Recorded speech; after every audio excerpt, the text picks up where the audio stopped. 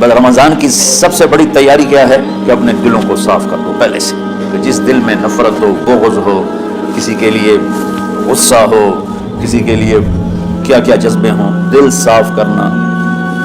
ہمارے گھروں میں روزانہ جھاڑو ہوتا ہے، یہاں مدرسے میں روزانہ صفائی ہوتی کہ نہیں ہوتی؟ چونکہ دنیا کی اصل گندگی ہے تو جھاڑو ہاتھ سے نہیں چھوٹ سکتا۔ حرم شریف میں دیکھا کیسے چاروں طرف خدام پھر رہے ہوتے ہیں برش لے کر، تو دل پہ غبار ایسے آتا ہے جیسے صحن میں غبار آتا ہے، دل پہ گندگی ایسے آتی ہے جیسے صحن میں آتی ہے۔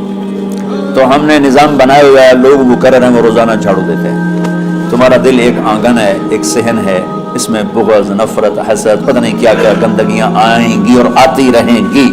بچوں ایک کام کرو، جھاڑو پکڑ لو، صاف۔ یا اللہ معاملہ تجھ سے کرنا ہے، لوگوں سے نہیں۔ کسی نے برا کہا، کسی نے غیبت کی، کسی نے گالی دی، کسی نے دھکا دیا، کسی نے حق مارا، کسی نے کچھ کیا، یا اللہ تیرے سپرد میں نے اپنے دل کو سب سے صاف کیا، میں نے اپنے دل کو سب سے صاف کیا۔ یہ اتنی بڑی عبادت ہے کہ بڑے بڑے نفلوں والے، تہجد والے، حج عمرے روزے والے تمہیں نہیں پکڑ سکے، کیونکہ اس کا کرنے والا دنیا میں کوئی نہیں۔ نفل پڑھنے والے تو بے شمار ہیں، عمرے کرنے والے بے شمار ہیں، علماء بے شمار ہیں، حاجی بے شمار ہیں، خاص سخاوت کرنے والے بے شمار ہیں، لیکن اس ٹکڑے کو صاف کرنے والا لاکھوں میں ایک بھی نہیں۔ مشکل کام، آپ یہ سیکھ لیں، صاف صاف صاف۔ یہ رمضان کی سب سے بڑی تیاری اور علم کو حاصل کرنے کی سب سے بڑی چابی ہے کہ اپنے دل کو کھلا کر لو۔ کوئی چیز خالی ہوگی تو کچھ آئے گا۔ جس دل میں بغض بھرا ہو، نفرت بھری ہو، حسد بھرا ہو، کینہ بھرا ہو، اس میں خاک آئے گا، اس میں تو علم کی ایک کرن بھی نہیں آئے گی۔ اس زبان سے چاہے جتنے مرضی موتی بکھیرے، دل اس کا اندھا ہوگا۔ لا تعمل ابصار ولكن تعمل القلوب التي في الصدور۔ یہ آنکھوں سے اندھے نہیں، دل سے اندھے ہیں۔ تو بچوں اپنے دل کو صاف کرنا۔ وہ کتنی مشہور حدیث ہے، آپ نے کہا اس دروازے سے ایک جنتی آ رہا، ایک انصاری صحابی داخل ہوئے، جوتا ہاتھ میں، داڑھی میں وضو کا پانی۔ اگلے دن اس دروازے سے ایک جنتی آ رہا ہے، تو ایک صحابی آئے، ہاتھ میں جوتا، داڑھی میں وضو کا پانی، وہی صحابی۔ اگلے دن اس دروازے سے ایک جنتی آ رہا ہے، تو وہی صحابی 3 دن جنت کی بشارت لیے۔ اس صحابہ کی جماعت میں ایک شخص ہیں جن کا نام ہے عبداللہ بن عمرو بن عاص۔ ان سے بڑا عبادت گزار صحابہ میں کوئی نہیں تھا، نہ سابقین میں، نہ متاخرین میں، نہ پہلوں میں، نہ بعد والوں میں۔ ان کی عبادت کیا تھی؟ ساری رات جاگنا، سارے دن کا روزہ، اور ایک ختم قرآن صبح سے شام۔ اتنی اللہ نے طاقت دی تھی۔ پھر وہ غلوف والی بات آ گئی، ایکسٹریم ہونے والی بات آ گئی۔ ان کی شادی والی رات حجلہ عروسی میں داخل ہو رہے ہیں، دلہن کے کمرے میں داخل ہو رہے ہیں، اور مصلی بچھا کے اللہ اکبر، اور دیر نفل۔ ان کی بیگم نے دیکھا تو وہ بھی خیر کا زمانہ تھا، انہوں نے وضو کیا اور پیچھے مصلی بچھا کے وہ بھی فجر تک نفل پڑھتے رہے۔ صبح ہوئی تو حضرت عمرو بن عاص رضی اللہ عنہ نے پوچھا بیٹی رات کیسی گزری؟ کہا جی ماشاءاللہ آپ کے بیٹے تو بڑا عبادت گزار ہیں، ساری رات نفلوں میں ہی گزری۔ تو وہ ان کو شکایت کر دی۔ حضرت عمرو بن عاص کو اتنا غصہ چڑھا، ان بیٹے کو تو کچھ نہیں کہا، کتنی حکمت کی بات ہے، سیدھے گئے اللہ کے نبی کے پاس، یا رسول اللہ یہ عبداللہ دیکھیں کیسا نادان ہے، اس کی شادی کی ساری رات نفل پڑھتا رہا۔ تو آپ کہتے ہیں ماشاءاللہ کتنی بڑی بات ہے، نفلوں میں گزر گئی، رات بھی نفلوں میں گزر گئی۔ تو آپ نے حضرت عبداللہ بن عمرو کو بلا کے ڈانٹا کہ تو نے مہینے میں 3 دن روزے رکھنے، بس اس سے زیادہ نہیں رکھنے، اور ہفتے میں 1 قرآن ختم کرنا۔ کہا یا رسول اللہ میرے اندر طاقت زیادہ ہے۔ پھر اچھا 15 دن روزے رکھنے، کہنے میرے اندر طاقت زیادہ ہے۔ آپ اس کو تھوڑا تھوڑا کر کے گھٹاتے رہے، اور وہ ہر دفعہ نہیں یا رسول اللہ میرے اندر طاقت زیادہ ہے۔ تو آخر میں آپ نے کہا چلو 100 میں داؤدی پہ آ جاؤ، 1 دن روزہ رکھو، 1 دن افطار کرو، اور 3 دن سے پہلے قرآن ختم نہیں کرنا۔ تو آپ نے اس کو پیچھے کیا۔ اس بیٹھے تھے اس محفل میں، ان کے دل میں آیا کیا یہ بزرگ مجھ سے زیادہ عبادت کرتے ہیں؟ رات میں ساری جاگتا ہوں، دن روزہ رکھتا ہوں، 1 ختم کرتا ہوں، تو جنت کی بشارت تو مجھے ملنی چاہیے تھی، ان کو کیسے مل رہی؟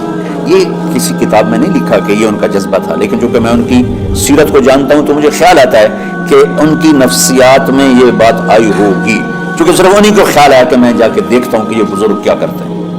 تو ان کے پاس پہنچ گئے. چاچا ذرا وہ ادھیڑ عمر تھے. چاچا وہ میرے ابا تھوڑے ناراض ہیں تو کچھ دن آپ کے پاس گزارنا کا. بیٹا بسم اللہ آ جاؤ. اب رات ہوتے عشاء کی نماز پڑھ کے انہوں نے جلدی سے چادر اوپر لی اور یوں سرا کر کے ان چاچا کو دیکھنے لگے کہ اب یہ کیا ساری رات سجدہ کرے گا اور ساری رات روتے روتے روتے روتے مصلی گیلا ہو جائے گا, یا ساری رات رکوع کرے گا, ساری رات قیام کرے گا, ساری رات قرآن پڑھے گا. اس تصور سے یوں دیکھ رہے. اور وہ بزرگ صحابی تشریف لائے, سرانے پہ سر رکھا, اللہ بسم کا منہ تو آہیا ہو گئے. اب یہ دیکھ رہے ہیں ابھی اٹھیں گے ابھی اٹھیں گے ابھی اٹھیں گے. فجر کی اذان پہ اٹھے. اب یہ تو حیران پریشان ہو گئے کہ یہ کیا. اس زمانے میں تو منافق تہجد نہیں چھوڑتے تھے ڈر کے مارے کہ پتہ نہ چل جائے ہمارے کفر کا. تو یہ چاچا جنت بھی لے گیا تو ستا بھی پیا کہ چلو کل دیکھوں گا. اگلی رات پھر چادر سر پہ کر کے یوں سراخ کر کے لیٹے ہوئے اور دیکھ رہے. چاچا پھر تشریف لائے اور سرانے پہ سر رکھا, اللہ بسم کا منہ تو آہیا ہو گئے. فجر کی اذان پہ اٹھے. یہ اور پریشان ہو گئے کہ میرا نبی کا فرمان تو سچا ہے, اس میں تو شک بھی کفر ہے, لیکن عمل کیا ہے جس پر اس کو جنت کی بشارت دی؟ 2 رکعت نفل بھی نہیں. اور آج کے دور میں تم میں سے ماشاءاللہ اکثر بچے تہجد پڑھتے ہیں کہ 1 رات اور دیکھوں گا, تیسری رات اللہ بسم کا منہ تو ساری رات.